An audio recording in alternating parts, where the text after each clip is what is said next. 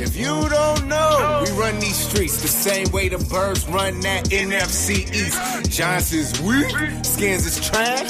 Cowboys every season whoop that ass. Look, it ain't no competition. We here for those who listen. Won't nothing but the facts. That ego coalition. We could give two fucks about your trash ass team.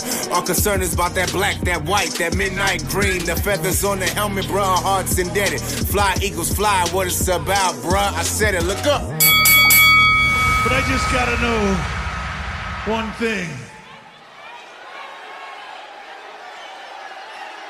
Are you ready? No! I said, are you ready? Back again. Manning stepping up. He has time. He fires, and it is intercepted. Intercepted. It is Darby. Darby at the 40. Darby at the 35. Darby at the 30. Darby cuts back, goes to the 20. A brilliant interception and an even better run by Ronald Darby. What's up, Philadelphia? We are live, broadcasting from the beautiful new media studios right outside of Philadelphia. Welcome to the 2017 Week 16 edition of the 4th and JAWN Show. Boys and girls, Phase 1 of Operation #Foles to the Bowl is now complete.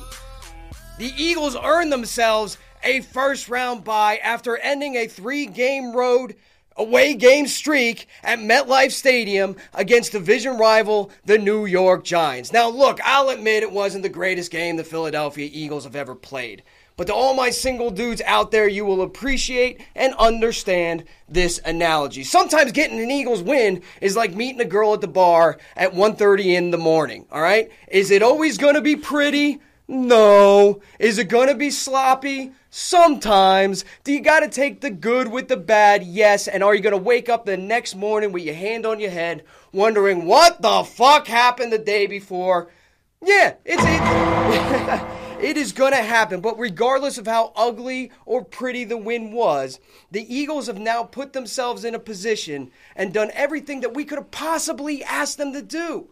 They won the division. They earned themselves a first-round bye, and now they're one game away from locking up the number 1 seed. They are doing everything we could have possibly asked them to do up to this point to set themselves up for the postseason. It doesn't matter. Nobody gives a single solid shit about how good or bad the New York Giants win, or we skated past them twice now. We got 2 games to go. Nobody's going to care. Because once the playoffs start, the reset button gets hit, and everybody's undefeated. It is 0-0. So it doesn't matter. We are 2 games away from nobody caring how you got those W's, just the fact that you got them. Just like nobody cares about the Vikings in Week 4 losing to the Lions or only beating the Bears in Week 5 by 3 points. Nobody's going to give a shit in 2 games whether the Rams lost to the Redskins in Week 2 or the 49ers put up 39 points against them in Week 3. Nobody is going to give a shit in 2 games whether the Saints barely snuck one by the Redskins in Week 11. Nobody in 2 games is going to give a shit that the Panthers lost to the Bears in Week 7. Nobody is going to care in 2 games that the Falcons lost to the Bills in Week 4. And if you want to take it over to the AFC, nobody's going to care in 2 games whether or not the Patriots lost to division rival Buffalo Bills. Moral of the story, kids, I'm not going to excuse the performance against the New York Giants. But we got 2 more games. Our destiny is in our own hands. We are 1 game away from being 2 games, home games away from the Super Bowl. I'll repeat that because it bears repeating. We are 1 home game at Lincoln Financial Field on Christmas Day against a Raiders team that's bad and has nothing to play for away from having home field advantage throughout the playoffs and 2 home games at Lincoln Financial Field. Now, you are going to be hard-pressed to tell me that this team that's built for the postseason, a defense that is playing questionable right now, but can get the job done and is number one against the run. An offense that is putting up the most points per game in the league, and a quarterback in Nick Foles who proved he can do it. You're going to have a hard time convincing me that they can't make a Super Bowl run with literally 3 games left to play against the Raiders and then 2 home games in the playoffs. Now, all that being said, if they play like they played against the Giants in the playoffs, they might as well not even show up. They might as well mail it in right now. You see what I did there? I fluffed everybody up. And I just cock-punched them on my way to handing it off to Gale. You see how they... Speaking of Gale, my road warrior who was there at MetLife Stadium. Sir, how are you feeling today? I'm feeling all right. Feeling okay. We got the dub, most importantly. But thinking about my trip and my journey down to this podcast every week, everything perfect has to happen for me to make it on time. Whether it's going 80 to 100, cutting off an old grandmother on the highway to get here. Shit, you just got to do it. So thinking about the season, everything perfectly has happened pretty much, but then there's adversity in the road, whether it's players going down left and right. Nick Foles has, it's almost like the perfect story with Nick Foles coming in to play quarterback first right now. Nobody wanted to see Nick Foles play quarterback, but it is what it is. So Eagle fans, it's time to get your mind right. Just like the players, playoffs are coming. Get your fucking mind right. Like, I see a lot of fans out there, like upset with that win. Obviously now they're tweeting at players and like, F you, you're screwing up, blah, blah. But as fans, you guys got to get your mind right as well. If you don't think that your energy doesn't rub off on this team, I don't know what it is. We've been out to Los Angeles. Eagles taking over the stadium and the city, doing a tremendous job. Going into New York, again, the second week, a second takeover, seeing what the effect that the Eagle fans have on this team. So collectively with the team and the Eagle fans, we got to push. We got to push. This is the final fight. The Eagles had an awesome job at home this season. We have a couple more games left. They came off a 3-game road trip. Now they have the Raiders at home. They have the Cowboys at home. They have a bye, and then they have another home game. And if they win that, they have another home game. Exactly. And where are the Eagles the best? At fucking home. At fucking home. And this team is built for a run in January. When you take a look at a defense that's number one against the run, a stable of running backs that's going to be able to pound the rock in cold weather. That you're looking at a team that's built for the postseason. Best red zone offense in the NFL. Best red zone offense in the NFL. Gail, before I go any further, you touched on something, and it's something I wanted to speak on, but I'm glad you got to it early. I wanted to tip my cap to the Eagles fans. Now, I've been a season ticket holder since Veterans Stadium in the 90s, and I've always kind of kept myself to the comfy confines, my little cocoon there at Lincoln Financial Field. And being there and seeing good seasons and seeing bad seasons, I always thought that the rest of the NFL kind of acted like Philadelphia. I know there was a lot of talk about Eagles fans are the most passionate fans in the NFL, that they're the most well-traveled fans in the NFL, that they're the most intelligent fans in the NFL. And I always took pride in that, but I always thought there was a certain degree of like patting yourself on the back, self-support. So I always took it with a grain of salt. It wasn't up until about 2 years ago, honestly, Gail, with you, that I started traveling out of my own comfort zone and going to away games. We've been to Baltimore. We saw that DC takeover week 1. That's when the team had literally no expectations. And that Baltimore game where they were in playoff contention and the fans and half there were seats empty. Yeah. And there were fans literally, I tweeted pictures of falling asleep. You guys took over LA when you played the Chargers. You took over LA again when we played the Rams. There were throngs of Eagles fans in Jerry World chanting "Fly Eagles Fly" on the main concourse. And then fast forward to Sunday, MetLife Stadium, where the third of the seats were Giants fans, where a third of the seats were Eagles fans, and where a third of the seats were fucking empty because the Giants fans just simply didn't show up. Lot of mercy. On that last drive, the Eagles just scored, and you're thinking like, well, the Giants have an opportunity to take this dub. Giants fans were getting out of their seat and leaving the stadium. I was like, what the fuck is going on? Yeah, it's unbelievable. Yeah. So I've always heard about how Eagles fans are this or how Eagles fans are that. Well, I can tell you based on experience, not only being at home, but now traveling, I couldn't be more proud of this fan base and how they represent themselves in force at other opposing stadiums. I don't know how many times this season I've been watching the TV. I've been watching the game from my TV, and I actually hear Eagles chants going on in opposing team stadiums. It seems almost like every single away game. If you have 16 home games in a year, man, that's going to do wonders for your team. And that has never, ever, ever happened at Lincoln Ray Financial. Didinger even said that yesterday on the radio. I can tell you that from experience. I'm there every single game.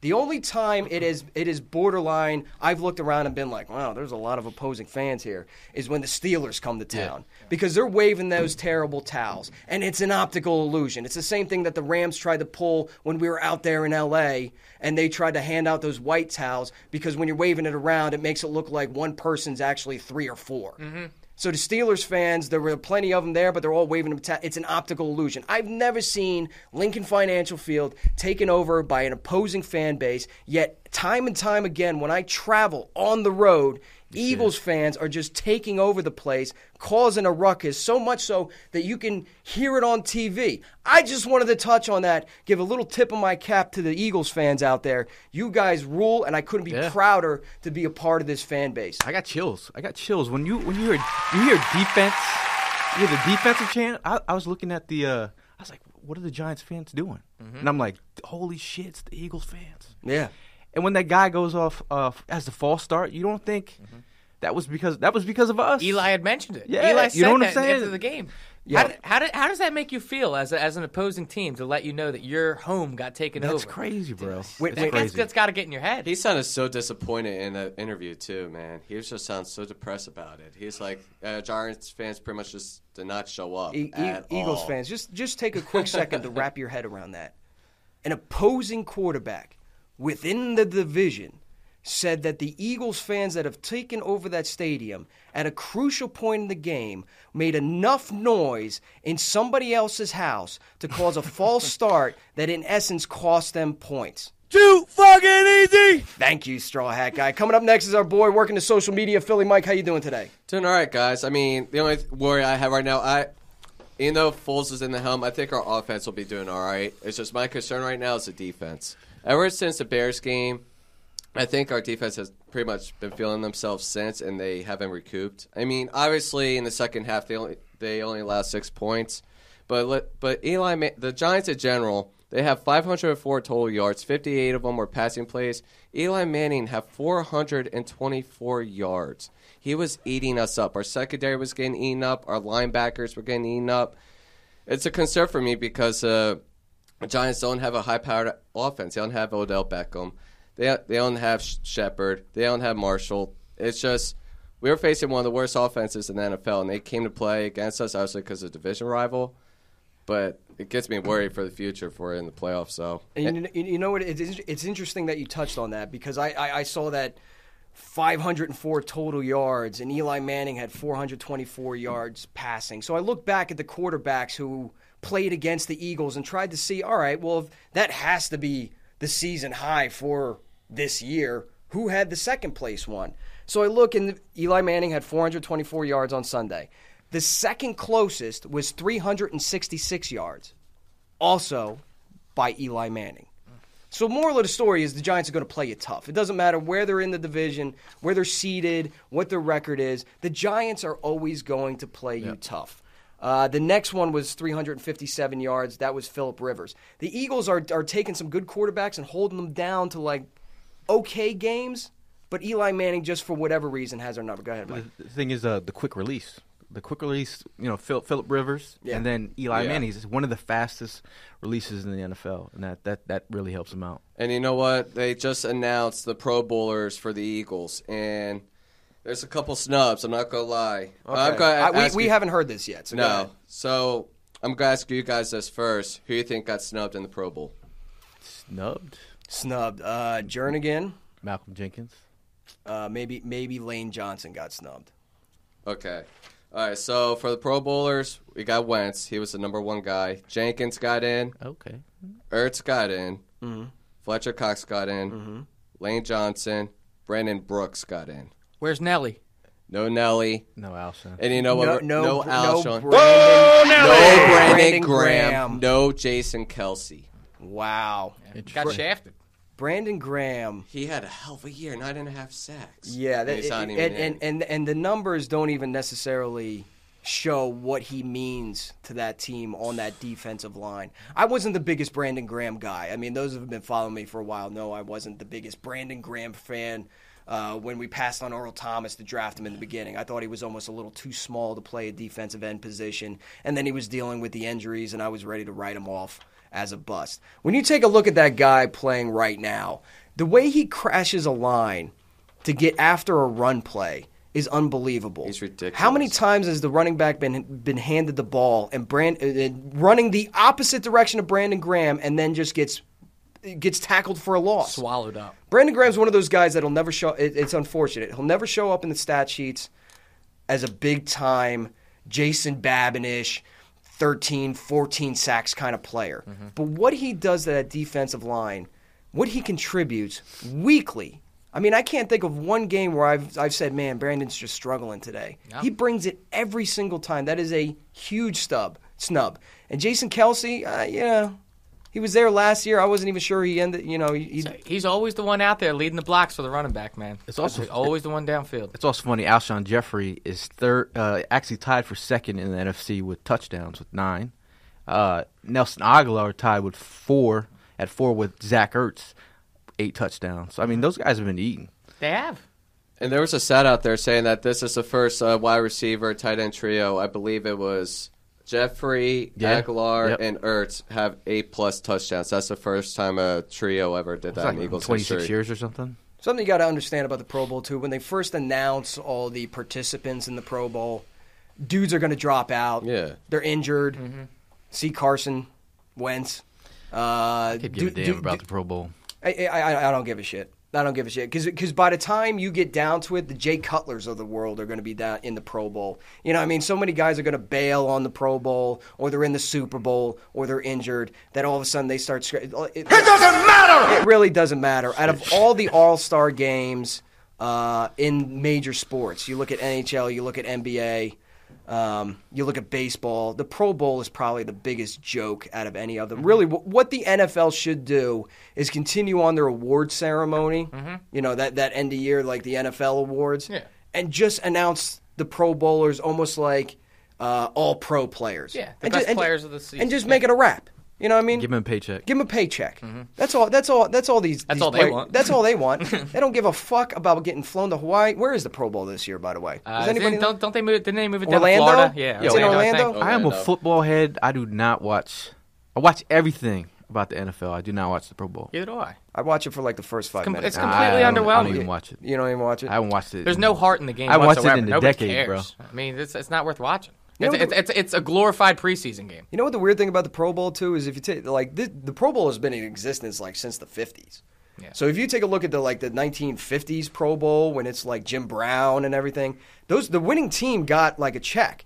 You're talking about guys like Concrete Charlie and these people who had other jobs in the offseason. So when they played the Pro Bowl, those motherfuckers came out hitting. Yeah. You know what I mean? Those guys played a game. Check. Nowadays, nobody gives a shit. Nobody gives a single shit about the Pro Bowl. So you'll see some more people jump on. No worries.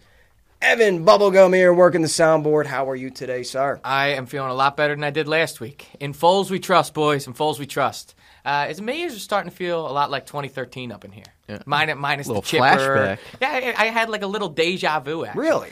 I did. Because Nicky Foles is at the helm for the offense. They haven't missed a beat for one game. One game, granted. But it looks like a good team that's not built around smoke and mirrors, like how Chip Kelly was set up. I gotcha. I feel you. This is a team that comes in with a solid game plan, offensively at least, every single week. The one thing that gives me cause for concern is the 504 yards. Carson Wentz isn't out there on defense, so I don't really know why the defense seems to have lost their swagger ever since he went down. But I've noticed that seems to be the point when this defense started to underperform is when Carson went down in that game. So they need to get their shit together, man, and they need to get inspired again because this team still is capable of doing.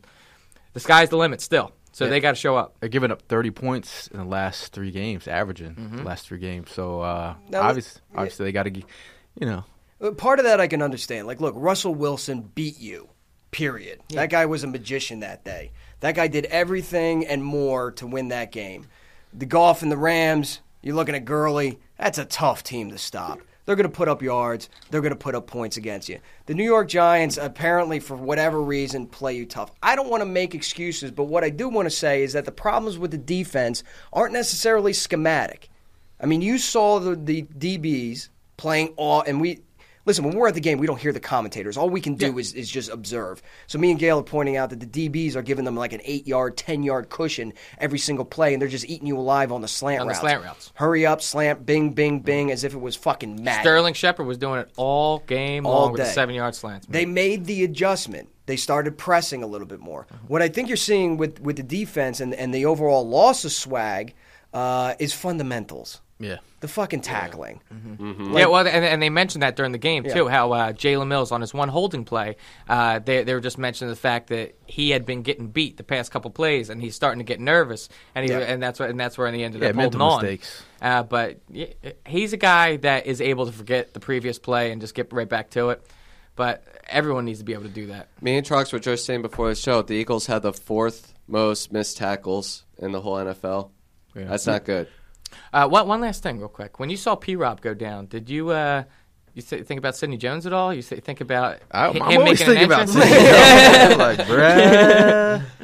bruh. Listen, there is a far cry, and I've been preaching this all year. Because in the beginning of the year, you'll remember, we even said it on Philly Influencer, me and Mike there, we said on PhillyInfluencer.com that I would put, as Gail puts it, Han Solo Sidney Jones there and just rest him up. Because there is a far cry from being able to start and being ready to start. Yeah. I mean, Sidney Jones right now is healthy as long as the training staff sees that he can plant and drive on that Achilles and that he's up to par physically. He's going to be able to go. But ready to go is a whole different scenario. Yeah. I mean, I understand that people are upset at Ronald Darby. They were picking on him that game, and rightfully so. I'd like to see some Russell Douglas. Yeah. They had him inactive. It was interesting. They had him inactive for Brian Bremen. But, the special teams did show out, blocking some punts. And but they didn't Derek get Barnett had special a huge teams. game, man. Yeah, but I'd like to see Russell Douglas get in there to give these guys some breathers there. But going back to the fundamentals things, a lot of mental mistakes. You saw guys grabbing. But the other thing is with these double moves, the NFL is watching. Everyone's going to see this tape and like, oh, so they like the slants, huh? And plus we got Amari Cooper coming in and Crabtree, who are both veteran receivers this week. So, I mean, they just got mentally, they got to get their shit together. I heard that the Underlin gathered all the secondary together after the game and gave it to him. Like, look, we got to get our shit right. Because this can't happen moving forward into the playoffs. So. But getting back to the Sidney Jones thing, you were going to have to convince – you were going to have to be absolutely certain that this guy is ready, mentally ready, physically ready to go to put him on the field. Credit to the New York Giants. Listen, they're getting paid too. This wasn't a Ben Maca dope-ass called game. I mean, they were set. We could see it from the stands. They were setting you up. Yeah, no, Spags had a good game plan. Slant, and then you do the quick out and go. You know what I mean? So when you look at the Eagles, sometimes you've said it before, Gail, where Kendricks will always bite on the first move. Ronald Darby is a risk taker, almost Asante Samuel-esque. He'll always go for he'll read it and then he'll go for the pick. You know what I mean? And he'll bite on a move. So credit to the New York Giants. They're getting paid too. They schemed up a pretty good offensive game plan where, look, this is how you beat the Eagles. You get the ball out of your hands quickly. That negates the pass rush.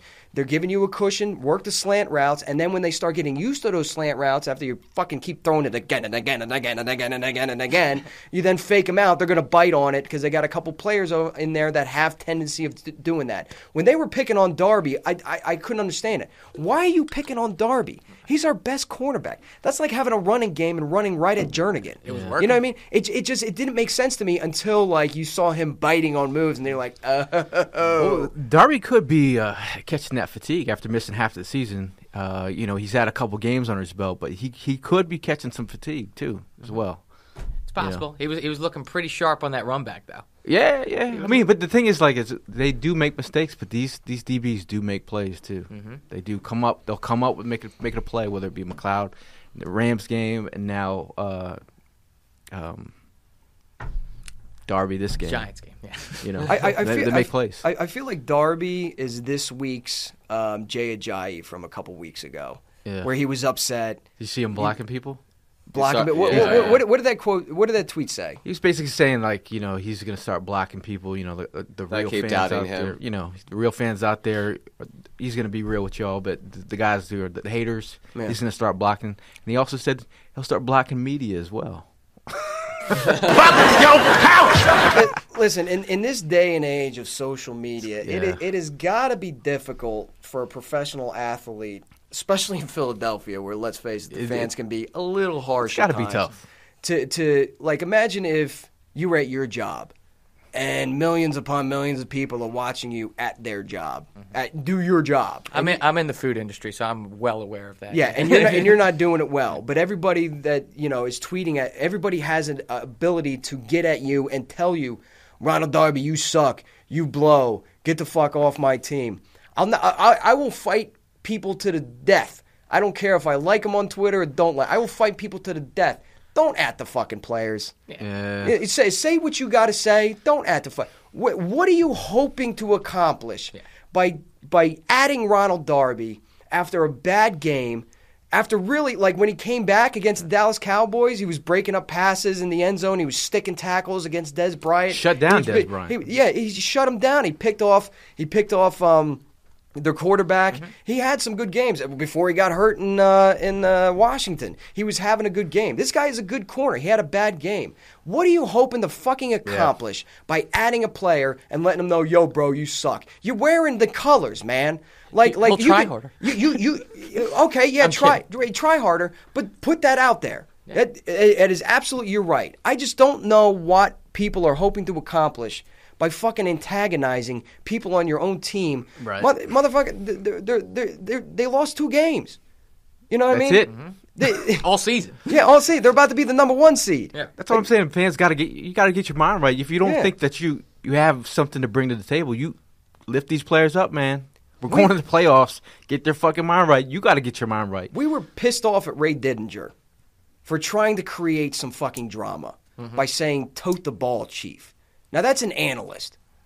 Like, your job is not to fucking at the players. You know what I mean? If you're going to sit there and be like, Ray Diddy shouldn't say that, and by the same time be tapping with your fucking thumbs, being, at Ronald Darby, suck my dick. You know what I mean? What are you doing biting on those? You know what I mean? Again, you could, if you're going to do it the right way, you make a meme, but you're not going to at the player. No. And I feel bad. Like, I've done memes, like, goofing on players. Yeah. No. But then somebody will tag the player. And I'm like, yo, don't tag the fucking player. That's how you got blocked by Zach Ertz. That's right. Fucking whoever did that, it's all good. Yeah. Because he came back a stronger player. I roasted Nelson Aguilar for his first 2 years. I roasted that man. I carved into that dude's soul via Twitter. I mean, to the point where his great-grandfather in Kenya or wherever the heck that guy's from was like, "Yo, dude, you Nigeria. Yo, dude, you should like fucking relax or take it easy a little bit." But I never added the dude.